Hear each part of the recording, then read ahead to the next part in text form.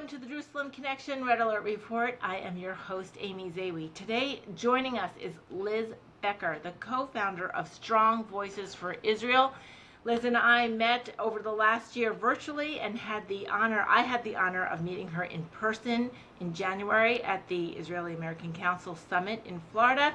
And then I saw her again in Nashville when I was there for the Judeo-Christian Zionist Congress and the NRB organization. So, Liz, I am so excited to have you on a guest in this program. Everybody, Liz has an extraordinary organization that she is going to share with us, but she also happened to be in Israel from February 27th until March 18th. She was there when Epic Fury started and experienced life on the ground in Israel as this war unfolded. And we watched it on the news from satellite imagery and news reporting, but Liz is going to share what it was like to be there with the people of Israel and enduring what is still ongoing, but the 2.5 weeks or so that she was there. Liz, welcome to our program. We're so happy you can join us. Tell us a little bit about yourself so our audience can get to know you, share your organization, and then let's dig into your most recent trip. Well, first of all, thank you for having me here, Amy. I appreciate the ability to share my story, share about Strong Voices for Israel, and do whatever we can to be able to bridge Jewish and Christian communities together and through education, through truth. And this is an amazing opportunity, so thank you for that. So a little bit about me. I am the daughter of a Holocaust survivor. I'm also a communication skills coach and trainer by trade. And after October 7th, of course, as a Jewish woman, my life changed drastically, and I knew that I had to do something to be able to make a difference, do something where I saw that there were gaping holes that really needed more attention. And so at the time, I serendipitously met two incredible young IDF reservists, Israeli Defense Force reservists. One who lives in Chicago, Max Long, and the other one, Noy Leib, who is living in Israel. And we met, we joined forces, and we created Strong Voices for Israel. And what that is an organization where we bring firsthand testimonies of IDF reservists, October 7th survivors, Holocaust descendants, people with very powerful stories and information that those that normally don't have the opportunity to hear them get a chance to hear them, and in person as well. So we bring these soldiers and these speakers to non-Jewish faith-based communities all over the country, and we've been doing it for about 1.5 years, and it has been such a joy, really. It's been a new world for me, and I have to say that the addition to my life of all of the Christian brothers and sisters that we now have in working with has really made a huge, huge impact on post-October 7th and dealing with all of the anti-Semitism and anti-Zionism that is out there. So first of all, thank you. A big thank you to everybody that has welcomed us into their communities. Well, you're welcome. Just incidentally, I met Noy for the first time in 2024. He spoke briefly at the Family Research Council in Washington, D.C., and I took a little video clip of it, and in the show notes I'll reference that because it was my red alert for that week, the different things that was happening. So if you want to catch a little bit of Noy's story, check the show notes and I'll refer everybody back to that episode. And then of course I met him again in January when we all met up at the IAC. So you're bringing a bit of Israel to America, to folks that probably are real curious and want to learn but have no access or no ability to find an Israeli to say, tell me your story. And with that, you've had folks that survived or witnessed or fought in October 7th and the aftermath, folks with other kinds of powerful stories, including the Holocaust and certainly other incidences of persecution or overcoming. And I'm thinking you're probably going to have sort of a new category of speakers or a new set of context or history to examine as folks come out of Epic Fury when it finally wraps up, and there's different experiences, whether it's the military folks or the first responders or folks on the ground who probably witnessed or participated in extraordinary happenings, because God works miracles in the land of Israel and he uses his people to do so. So Liz, you went over to Israel at the end of February in order to meet up with Eagle's Wings. Yes. That is a great organization that the Jerusalem Connection loves, and we have participated in many activities with them. And they are known for bringing groups of pastors to Israel to have them discover and learn more about Israel and the footsteps of Jesus, as well as the Tanakh. And you happen to go there to meet with and visit with a group of women pastors, so female pastors. And that kind of got all mixed up. The schedule itinerary got thrown out a little bit when we hit the evening of or morning of, however the time, whatever time zone we're in on the States, of Epic Fury starting. So tell us about what that was like. Give us sort of the storyline, your storyline of what happened and what you experienced. Sure, sure. Yeah, I was going there to representing Strong Voices for Israel, but going to meet up with two different groups, and one of them was, yes, Eagle's Wings, which we work closely with as well. And I really wanted, being that I work so much with the Christian community, I wanted to see Israel through the lens of a Christian, because I know it, of course, through a Jewish lens. And so I was so looking forward to be joining this incredible group of women. And I arrived in Friday. My flight was extremely delayed. I was supposed to arrive Friday morning. I arrived Friday late afternoon, and I was supposed to meet them on the Sunday in Jerusalem. Now, sure enough, I had the pleasure, at least, I had the pleasure of going and having Shabbat dinner at Noy's house, which, by the way, he's an incredible, incredible cook. Him and his fiance do incredible Shabbat. And I did have the pleasure of that. And then I got back to the hotel, and I've never been, of course, in Israel during a war, but I assumed what potentially could happen, and we knew that times were iffy.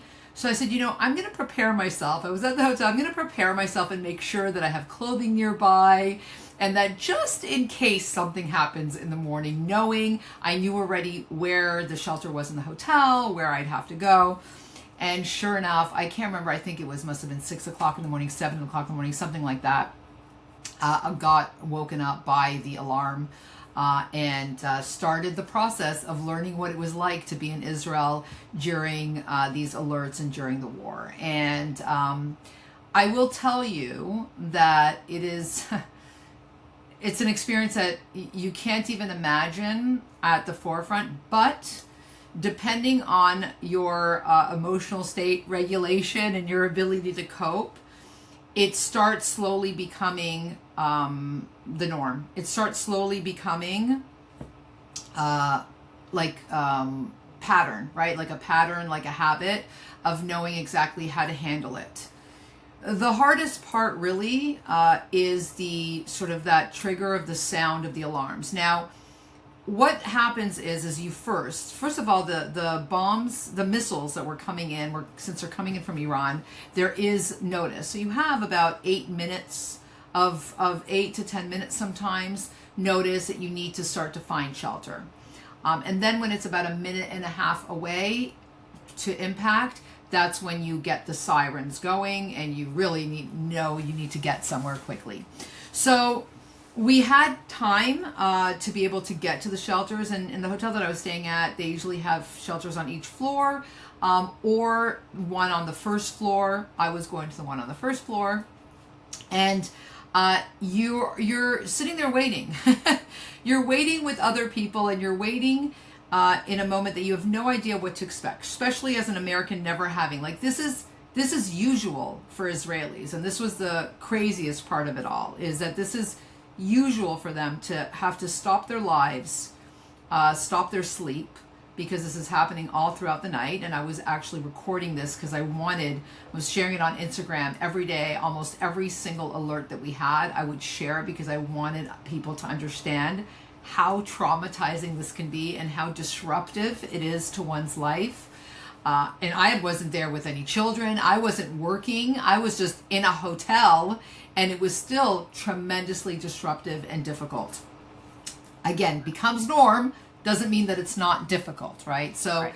going back down, and then you're in the safe room for about, which is usually in basements, or there's different areas. You can go to underground parking garages, and you're in there for a good 15 minutes, 10 to 15 minutes, even after you will hear. So we have something incredible called the Iron Dome. If your viewers or listeners don't know it, it's the self-defense system that actually intercepts missiles. It works the majority of the time, which is incredible, because if it didn't, we'd be having a completely different conversation right now. I don't know if I'd be here on your on this call. So what happens is that the Iron Dome will intercept the missile, but there is a very strong impact when it's intercepted.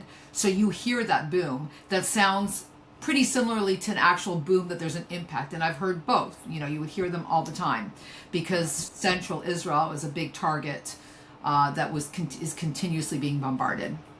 So you'll hear that big boom. The first one that I heard was shocking. And then once you finish hearing that boom, you're gonna wait about 10 minutes, because there's also shrapnel falling. So, and you don't know if there's going to be any kind of effects after that. So you wait, and then you're notified it's time. You can go back to your room. Now, this would go on several times a night. Sometimes we'd go back up, and literally within 15 minutes, we're back down into the shelter. So you learn how to adapt. You learn how to, not everybody learns. There are many people that are traumatized every single time, whether they live in Israel, whether they were tourists, that every time an alert would go on, they'd be completely traumatized and go into panic mode. I'll share a story after with you in Jerusalem that I experienced seeing that firsthand. And then there are others that are just living normally and living life, just as it happens. The first 4 or 5 days that I was there, 4 days, I didn't leave the hotel. I know where the shelter is. I'm not going anywhere. It was And quite... I'm sorry to interrupt. Was this Tel Aviv, or was this in... This is in Tel Aviv. Okay. Yeah, I was at the Dan Panorama in Tel Aviv, and I knew where the shelter was. I was comfortable. I wasn't going to roam around. And a very interesting story that I will share that happened, because Please. I'm a true believer that in all darkness, there is light. In all darkness, if you look hard enough, if you're able to be aware, you will find the moments of enlightenment, of inspiration, of faith, of God, of serendipity, of so many different things that happen. That is what's most memorable for me, or I choose for it to be most memorable for me, rather than the harder times and the stress and the trauma of it. But one of those highlights was in the hotel that I was staying at, there were mostly German, Italian, Europeans that were there, that were either military or diplomats, that were there primarily for the crisis management operation in Rafah crossing. And it was interesting, because many of them are not fans of Israel, even though they're living in Israel. And many of them have a specific representation of Israel, even while they're there, because of what they've been exposed to prior to coming to Israel. So it was an interesting 4 days, because I spent a lot of time building relationships with these people and trying to be that person that has a different view that they could possibly hear or have access to that they normally wouldn't. So I found that as a great opportunity to do. But one of the most powerful things I think it was the second day, we were down in the shelter. It was below the first floor of the hotel, and it was actually the cafeteria, the staff cafeteria, is where their safe room was for everybody. So we'd all get there, and there weren't a lot of people staying in the hotel. And I see these 3 soldiers walk in uniform, and they had a German flag on their arm. And I looked closer at one of them, and he had a little pin that had both the German flag and the Israel flag together beside each other. So I walked up to the man and I said, I have to introduce myself, because I am the daughter of a Holocaust survivor. And this is quite a surreal moment for me to be in the middle of a war in Israel with missiles falling down beside us. And we're both here trying to stay safe in a shelter, and you're wearing that pin. I said, this is definitely a full circle moment for me. And he was really appreciative that I shared that with him, and he gave me the pin. He said, "Can I give you the pin?" Oh, And wow. he did, and it was a very special moment. So it's things like that that you see, that if your eyes are open enough, and that you're open enough, that you can take the positive aspect of it.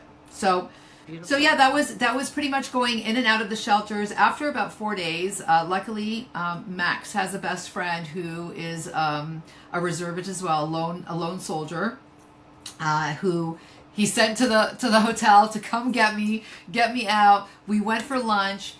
He showed me how to feel safe being outside of the hotel during the war. He showed me it's okay. There's shelters everywhere. You're going to hear the alert. You have time. You go, which I experienced with him, because while we were having lunch, an alert went, and we were near the train station. There's like a metro station underground. So we went. So I went through the process of understanding that I can't live in fear while I'm there. It was indefinite how long I would be staying there. And from that moment on, I didn't let it stop me from actually having several experiences and getting out there. Oh, good. Well, that was one of the questions I was going to ask you is, I mean, at some point, you can't just sit in this hotel in beautiful Tel Aviv. The weather, I'm sure, is lovely. The people are renowned for being friendly and vivacious, and the shops, not that the shops were open, but even like just galleries to look through the windows of the art and what have you, you were able to sort of get out a little and enjoy that, the uniqueness and the specialness of what Tel Aviv is. Yeah, 100%. I will say at the beginning, the streets are pretty dead. At the beginning, the first week, it was pretty quiet. There are people out. Most of the businesses were closed, but there were a few restaurants that were open. Yes, you do see some cafes and people living life. And slowly, you would see, since I was on the Tayelet, which is the boardwalk right by the ocean, from the beginning, you still see people running in the morning and biking. So people were still trying to keep their, remaining active. But on the most part, there wasn't a lot of action until after the first week. And keep in mind, it was pouring. So here's an interesting little story for you. So the following, the war started on Saturday. Tuesday was Monday night was pouring, and then Tuesday night. And this is the spirit of Israel. People were not going to let the war stop them from being able to celebrate Purim. So I was purposely looking for seeing, is there anywhere that we could go, and I couldn't find. So one night I actually had one of the Italians that were there also wanted to go out, that was in the hotel. I said, let's go roam. Let's go try to find somewhere where we can find some kind of Purim. This was actually the second night, on Tuesday night. So we ended up going to this area called Florentine, which is a beautiful area. I don't know if you were there. It's a very artsy area. And it was the only place where we could find some cafes open, some bars open. So we sat down, we were going to order something. And sure enough, alarm goes off. We hadn't found any pouring parties. So we look for immediately everybody gets up. And when you're out there, everybody knows, or the people in the restaurant will know where the nearest bomb shelter is. So there was one literally around the corner, not even around the corner, right around the restaurant. So as we're approaching and we see everybody's going in, we're seeing people wearing costumes. And as we're going down the stairs, I'm hearing music. And we get down to the bottom, and they had DJs in the bomb shelter, and there was a full-blown pouring party going on. So that's where the party was. They just scheduled it for in the bomb shelter. Exactly. I had no idea that throughout the city, people were having parties in bomb shelters, pouring parties. So that was actually a beautiful surprise, and we had a lot of fun. We went back up when it was done, and then ordered something, and then another alert. So we were excited to go back down.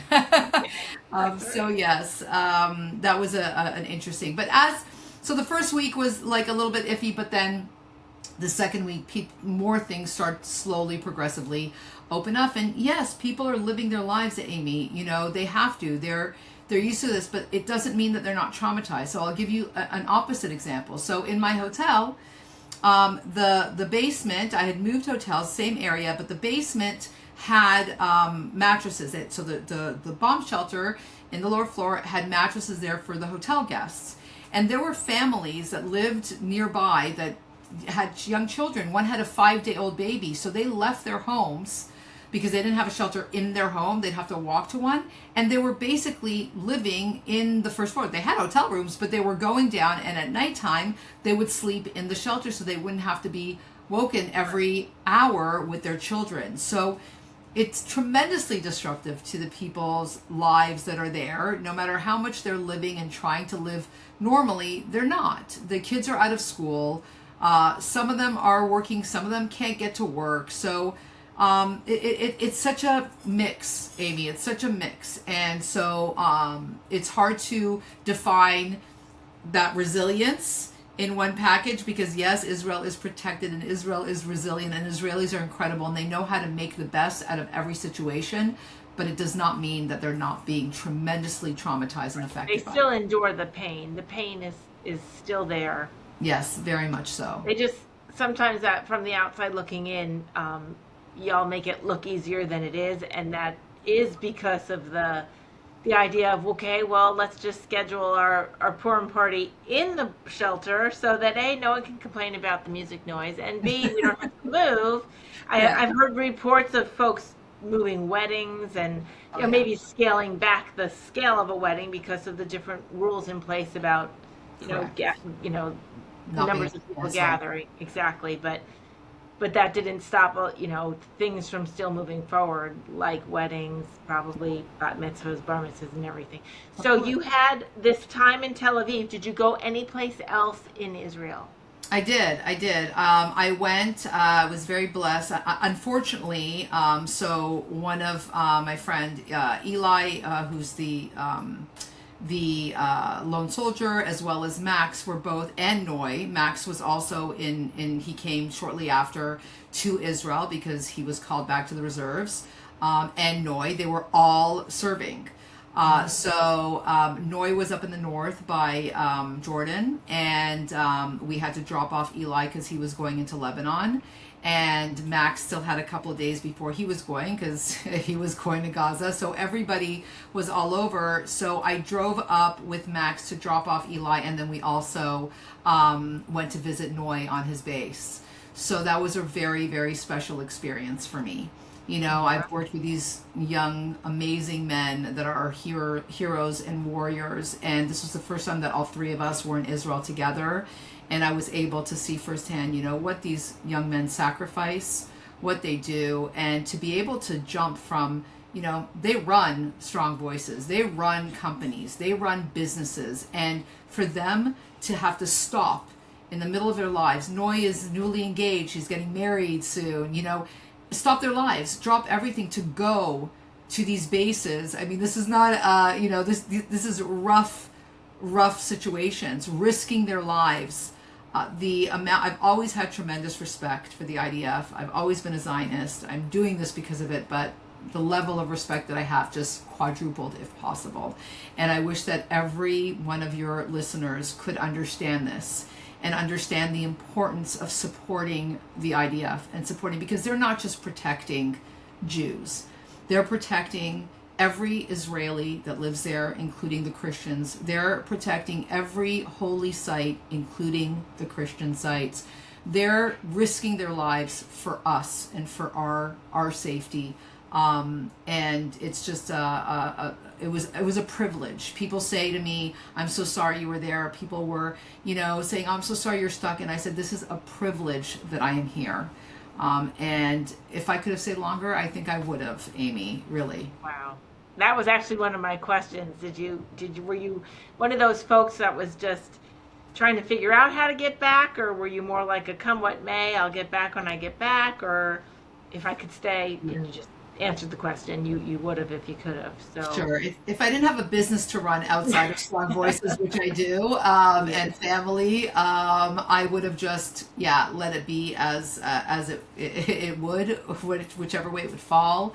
And I am going back in June already. I will be going back, but it's interesting. People ask me after I came, how do you feel? Like, you must be so relieved. And I will tell you this.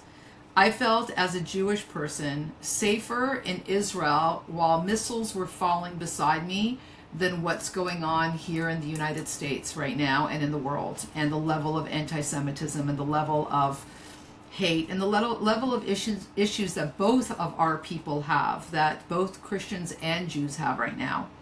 And it's an interesting feeling, right? It's an interesting feeling because you would think it would be reverse.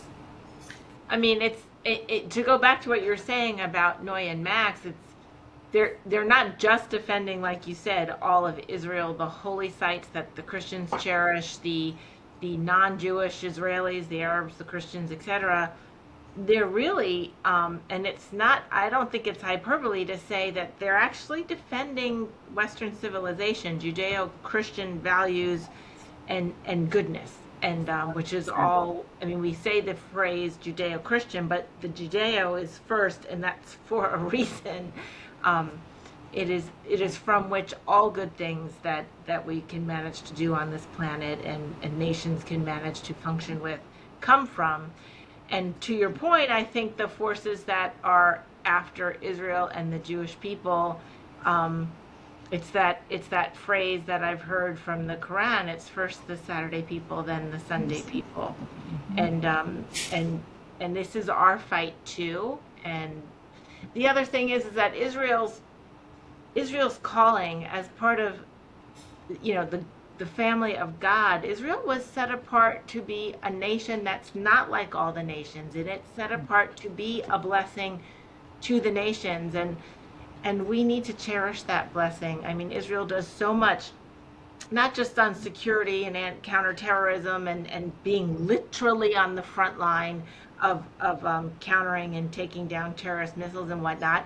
I mean, the innovations in agriculture and science and medicine, I mean, the list goes on and on. But all these things are blessings. And of course, for Christians, we know the ultimate blessing was Yeshua, who is Jewish, who was born in Judea. So Liz, I am so excited that you could come and share these experiences that you were privileged to experience during Epic Fury, which is not over yet at the time that we're recording this. But you mentioned something in this world of increased anti-Semitism globally, and your work and your reason for your work. Tell us a little bit more about Strong Voices and what folks can learn when they might encounter or attend one of these experiences where a speaker comes to share whatever it is that they need to share for the world to know. Sure. Well, first and foremost, being able to have somebody that has experienced what they've experienced, hearing them, but then having access to ask whatever question you want is priceless, right? That's what I love when I go to hear someone speak, or I want to learn about someone or something. To know that I have them and I can just say something or approach them after is a very special moment. I've had the pleasure of also speaking at churches. I published my father's manuscript right after October 7th as well. It's called The Little General. And I went to Poland, I went to Europe about a year and a half ago for a very special trip where I had an incredible young Christian driver that, really we built a very special bond, that he had never been to the concentration camp where my father escaped. And it was just a very special bond. So I share that story when I go to churches and speak. And I have to tell you that the most powerful moments are after the presentation, in the response of the attendees and the additional things that they want to know, and the additional support that they want to give, or just the guidance, or just the fact that they have had now the experience of meeting someone. We've had several situations where families will drive 2 or 3 hours to the church knowing that there's going to be an IDF soldier there, because they know that their children pray for the IDF every night. And the chances that they're going to be able to meet a soldier, never mind hear and see images and see pictures of what they see in Gaza, what they see in Lebanon, what they're seeing. This is so important. And it's important because you guys are in your own battle, right? And when you are approached outside in situations and with the noise or the questions, whether it's, oh, there's genocide, oh, there's apartheid. Now, if you haven't directly been to Israel to be able to say, oh, I've seen it, I've been there, I know that there isn't. I know this is the next best thing is to be able to say, well, I've met someone that has been there. I know from them firsthand. So knowing secondhand is, it's one step level than firsthand, The right? next best thing, yes. It's the next best thing. So I think it's so important that if any of your listeners have an opportunity in their churches, in their communities, in their schools. We go to schools, we go to high schools, universities. I mean, Max was just playing laser tag with some high school students a couple of months ago at an event. I mean, we're here to be able to create these experiences and answer questions that normally you may not have the opportunity to ask that person directly that has been through it, the questions. Do you find that when you're conducting one of these speaking engagements that there's a little bit of a ramp up to get those questions started? Do you ever find there's a hesitancy, or does it, like, once one or two people start asking questions, it loosens up a little? I mean, are the Christians finding their voice even to ask the important questions? I think that they are. I think that in most cases we've had, there's questions right away. We do cover a lot of stuff, so we try. One of the things that I didn't mention that sort of separates us is our speakers go through a communication skills training with me. That's why we joined forces to do it, so that I can bring my expertise of 20 years of training so that they're already sharing their story effectively. And we also talk a little bit about, we're not theologians, we don't talk about it, but we talk about really the importance of what Israel is, just like you discussed. And we always get the question, how can we help? What can we do to support? So we cover a few of those, already in our presentation, but there are always some added. There's either comments of support, there's either, have we had a couple of questions that were challenging? Sure. It's expected, being the amount of false information that is out there through social media, even in mainstream media. So there are times that we'll answer those questions as well. I mean, we just experienced it right now with what happened on Palm Sunday in Israel, right? So that narrative, I personally, for your listeners to hear, I personally was in Jerusalem. That was another trip that I went to. You asked me where else I went. I did go to Jerusalem one day. And I have never ever been to Israel, in the many times that I've been, that I did not go put a note in the Western Wall. And I could not pray because it was closed for everybody. Exactly. And it was closed for the reason of protecting our people. You mentioned that you mentioned before. That is what Israel is for, right? It is protecting Western values, Judeo-Christian values, and that includes the people. Because without the people, what good is that? And yes, it's a hard thing to we all want to have the ability to pray everywhere and in our places of worship at any time. We experience this through COVID, right? So we want to be able to have that, and we don't want it controlled. But at the same time, in this heightened situation, there's other repercussions. Even if the people want to give up that even if I would want to say, I don't care what happens to me, I don't care if a missile. But the masses that would take that on, because we put faith before everything, right? So I don't see that unusual that people would want to risk their lives to be able to pray. But what would happen is that there would be mass chaos afterwards, and other people's lives would be affected by it. So I'm glad to hear that it was resolved, but that's a perfect explanation as how narratives get switched immediately. And if you don't speak to the people directly in giving that information of what's really going on the ground and the reasons behind it, you could be easily swayed. So yeah, it's important to have that channel of information, and we're going to be working on some other aspects of bringing that too, directly from Israel, even if it's not in person, to be able to make it for masses. But for now, our goal is to get as many people in spaces so that you can have, people can have that physical experience, because there's nothing better than that. I agree. So, you mentioned the tough, challenging questions, and that's reasonable in a nation that values its free speech, and asking those questions, as long as they're respectful and give time for someone to answer. That's where you have I'm sure, trained your speakers to be able to be sincere and authentic and yet still be polite and answer the question. I'm wondering, I'm hoping, I'm assuming that the venues that host your speakers, they're clearly friendly venues, right? They want to invite you in. But has anybody ever experienced, you hear about IDF soldiers who might be speaking at a college and they kind of get canceled out, or the protests? Has anything like that happened with your speakers, or have you planning a roadmap that's trying to avoid that? In the schools, absolutely. In the churches, we have not experienced that.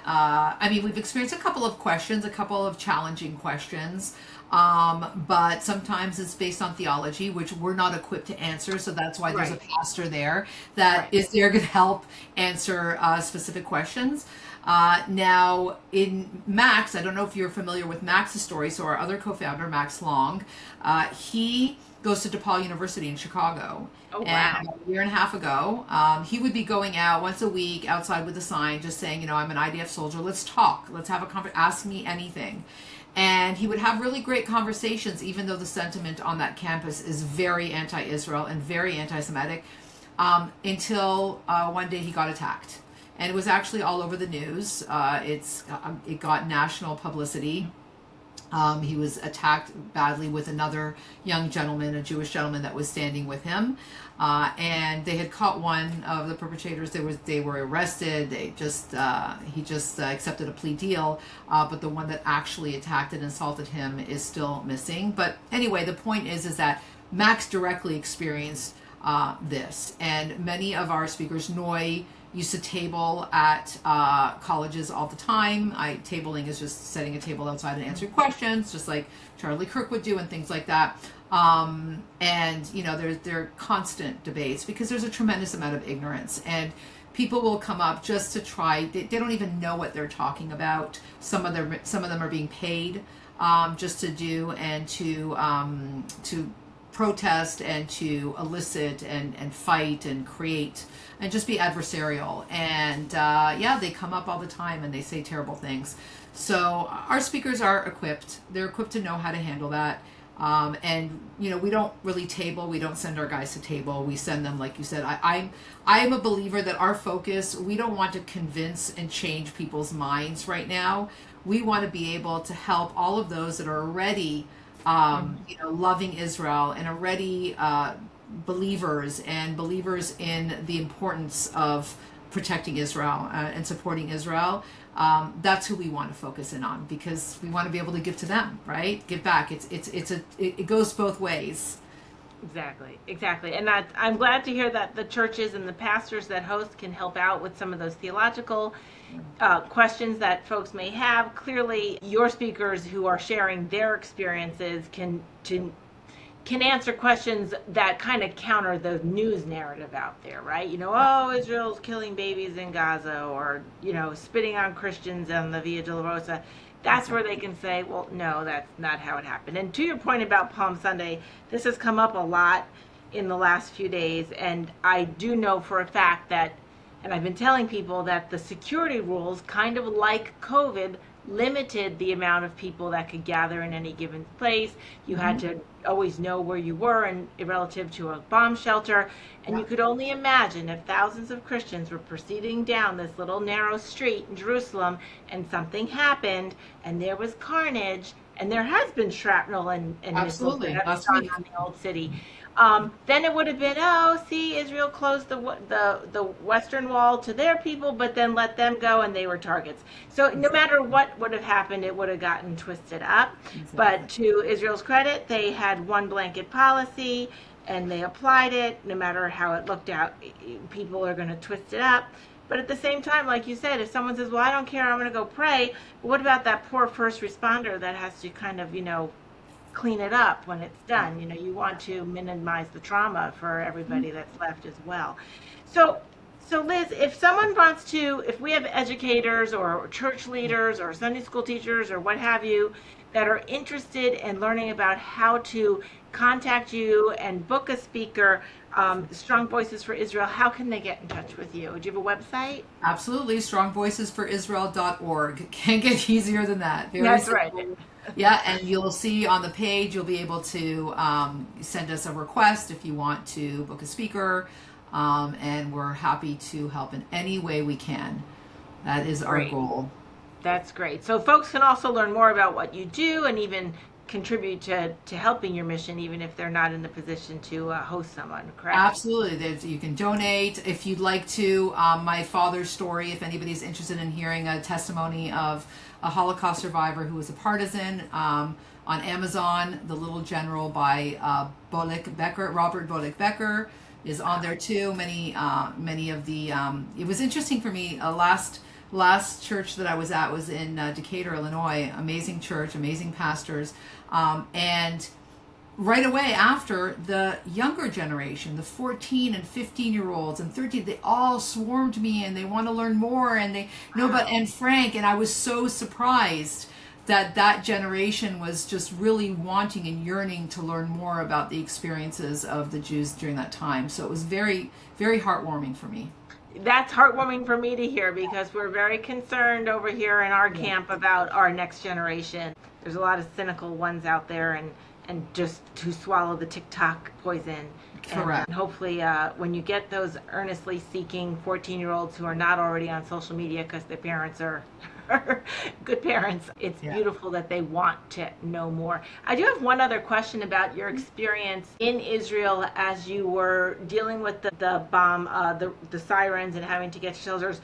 Did you have any opportunity to share a space during one of these events with a Holocaust survivor? I know that they're an aging community right now, but did you have any opportunity?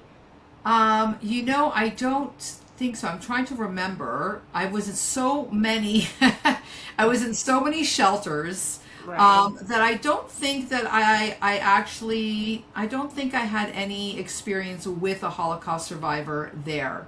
I know I've met several of them. I mean, no, several, not several, a few of them, because there's not a tremendous amount Right. on my journey with Strong Voices. There's one that is Sam Stiegman. He's amazing. He speaks a lot in the United States. He was also spoke at a think tank that I helped facilitate, and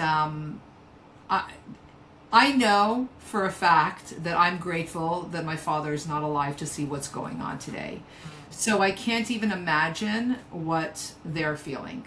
And I know that it is very scary for the ones that I have spoken to. It is very scary. In Israel, I've seen interviews with them, and of course there are some that are devastated, and then there are some that are resilient, and that they know that because they've survived it and they've continued, that Israel will still survive. At the end of the day, Amy, and this is part of what I teach when it comes to emotional state management, it really is not about what you're going through. It's always about how you respond to what you're going through in everything in life. And that's why people will respond differently. That's why you have people that are resilient and they're living their lives and they don't care. And some of them don't even go into a shelter. They're like, whatever, I'm just going to go. And then you have others that are having panic attacks.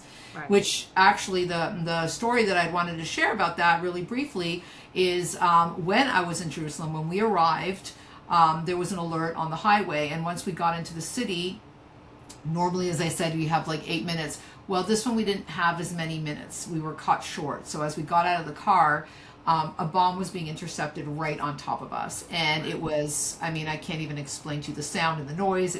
That was the worst experience, but we were running in immediately to the nearest stairwell, which was just a residential. It's not a shelter. It's just like, it's still open, but where we were standing was covered because it was the stairwell. And just as the second bomb was intercepted in the exact same place right over our heads, a woman came running in, and she must have been about 30 years old. And she had a massive panic attack. And it was heartbreaking. We were all trying to console her and trying to really make her feel better. But it lasted a good 20 minutes. And, this is the part that needs to be seen. Two things need to be seen. Everybody in that stairwell rallied to help this woman. We didn't care what she was, if she was Arab, if she was Jewish, if she was Christian, where she came from. And for those of you that have not been to Israel, you will see every single race and religion at all times, everywhere. Exactly. Okay, there is no apartheid. It is it is such unity, and it's one of the things that's been difficult for me here, is that feeling that I feel more segregated as a Jew in the United States in 2026 than feeling when I'm unified with everybody, every race and religion in Israel, right? So it's really such a different feeling. And that's one thing that if I can bring back for people to understand, because in these times, and all the times, in Israel's always been like that because it's under duress since its inception, right? Since 1948, there hasn't been a time that an Israeli or an Israeli, whether they're Jewish or not, could actually breathe without thinking that they might be attacked or something might happen. So this unity in those moments is so prevalent, and it is so admirable, and it's something that I think we all need to learn here in the United States. We do need to learn it in the United States, and I hope we don't need an acute crisis in order to get that lesson. I'm happy that you're able to tell that story and at least give a glimpse of it. And if we can learn it from the Israelis who are willing to tell their stories when they're traveling the country, it is a beautiful thing. So I encourage everybody to check out strongvoices.org, learn more about it. Go to Amazon and look for Liz Becker's father's book. Tell us the name of the book again. The Little General by Robert Bullock Becker, and the website is strongvoicesforisrael.org. strongvoicesforisrael.org. We'll put those in the show notes as well, so you all have access to it. And Liz Becker, thank you so much for joining us. We are so honored to have you tell your story and learn more about your organization. It is truly a blessing to all of us. Thank you so much. And can I add one more thing really quickly? Please. Yes. So when I was in Israel, I was able to do a podcast too while was interrupted going to an alert. But the two gentlemen that were on the podcast sent me a beautiful prayer after I came up from the bunker. I got the prayer. And so I just want to encourage your listeners to keep praying, please. Prayers matter, and don't stop praying. Pray for Israel, pray for the IDF, pray for your Jewish brothers and sisters, and that means a lot. Prayer is our first thing on our to-do list, and then it is to be informed, educated, and activated. That is our goal. And partnering with you and organizations like yours, like-minded organizations, is truly our goal, and we're happy to share our platform with you because of your good work. Everybody needs to know about it. Thank you so much. Thank you. Shavua Tov. Shavua Tov. If you enjoy these conversations, please visit us at www.thejerusalemconnection.us. Find all our podcasts on YouTube or wherever you listen to your favorite podcast program. Follow us on social media, subscribe, like, and share our content to reach the broadest audience.